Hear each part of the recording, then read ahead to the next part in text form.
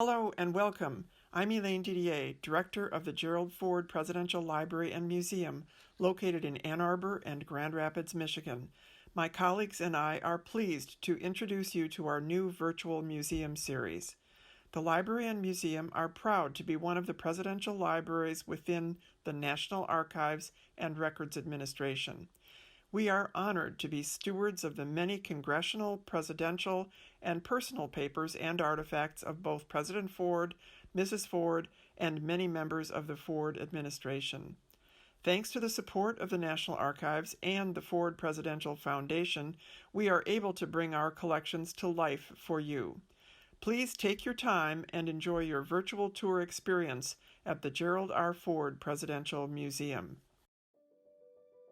My name is Don Holloway. I'm the curator of the Gerald Ford Presidential Museum, and I'm standing in what we call the Congressional Gallery, where we look at that sweep of Gerald Ford's life that takes up about 25 years. In 1946, after he comes back to Grand Rapids from the war, he meets a young woman by the name of Betty Bloomer Warren. They fall in love and become engaged, and by October 1948, they're married. It's in the midst of his congressional campaign, where he's decided to challenge the seated Congressman Bartel Yonkman in the Republican primary, is able to unseat him, and then in November, just weeks after he got married, he wins the congressional election, and it becomes the newly minted congressman from Grand Rapids. And he, in January of 1949, begins his congressional career. He establishes himself as one of the hardest working congressmen in his freshman year. And an elder congressman takes him aside and tells him that as he considers his career in Congress, he needs to decide whether he wants to be one of two things. Do you want to be a workhorse, or do you want to be a show horse? Do you want to stand on the floor and earn a reputation for giving speeches, or do you want to learn the inner workings of Congress and become an expert on the committee work? He decides on being a workhorse. And that is something others see in him as well. And very early in his congressional career, he earns a spot on the Appropriations Committee, which is one of the plum positions in Congress. And then he is given responsibility for the Army's budget on one of the Appropriation Committee's subcommittees. That made him a globetrotter. He went around the world addressing Army issues in these early years of the Cold War as America's responsibilities globally increased. He attended many conferences on defense matters in Europe and elsewhere, and met many world leaders and worked on treaty clauses and oversaw the building of bases around the globe. He became, in essence, a foreign policy expert. He finds himself often in the White House with presidents, particularly Democrat presidents. He meets often with John Kennedy, whom he knew in Congress. He meets often with Lyndon Johnson.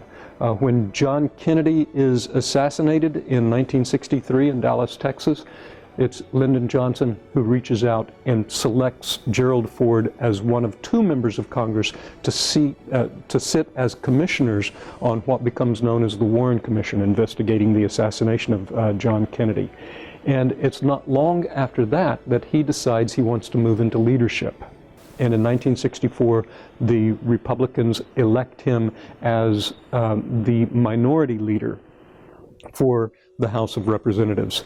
And this serves his ambition, which is now solidified in him, to become the Speaker of the House. That's what he wants to be. In order for that to be accomplished, the Republicans need to become the majority party.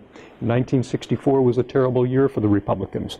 1966, however, as he labored hard to build candidates across the United States in the different congressional districts, the Republicans saw a resurgence. Not enough to take control of Congress from the Democrats, but enough to hold forth the promise that that was attainable.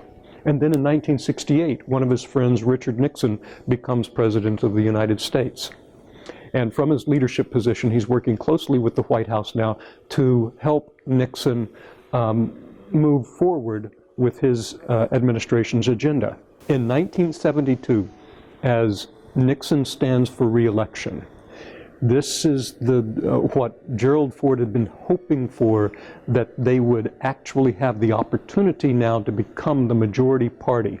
And as Nixon swept to an historic victory in the presidential election in 1972, Gerald Ford saw his hopes dashed as the needle barely moved on Capitol Hill. So he determined that he was not going to be able to become the Speaker of the House. He wasn't going to be able to fulfill his ambition, but there was still work to be done in the second Nixon administration, and he hoped to see President Nixon through that work, to help him with that work on Capitol Hill. And he told Betty that he would stand for election in 1974, but in 1976 he would retire, and he and Betty would return to Grand Rapids. Hello again. I'm Elaine Didier, Director of the Gerald Ford Presidential Library and Museum. I hope you've enjoyed your virtual experience today and will continue to explore the many virtual and in-person experiences we offer at both the library and the museum. Our exhibits and programming are made possible through the support of the National Archives and Records Administration and the generous contributions of donors to the Gerald Ford Presidential Foundation. If you enjoyed your tour today, please consider joining the Foundation's Friends of Ford, which supports many of our activities. Now, we invite you to continue your virtual experience on our website, fordlibrarymuseum.gov. That's all one word, fordlibrarymuseum.gov, and explore more than 600,000 pages of documents and photos from our archival collections, images of museum artifacts, as well as video recordings of numerous outstanding speakers we have hosted at both the library and museum. Thank you for spending your time with us today, and we look forward to seeing you in person very soon.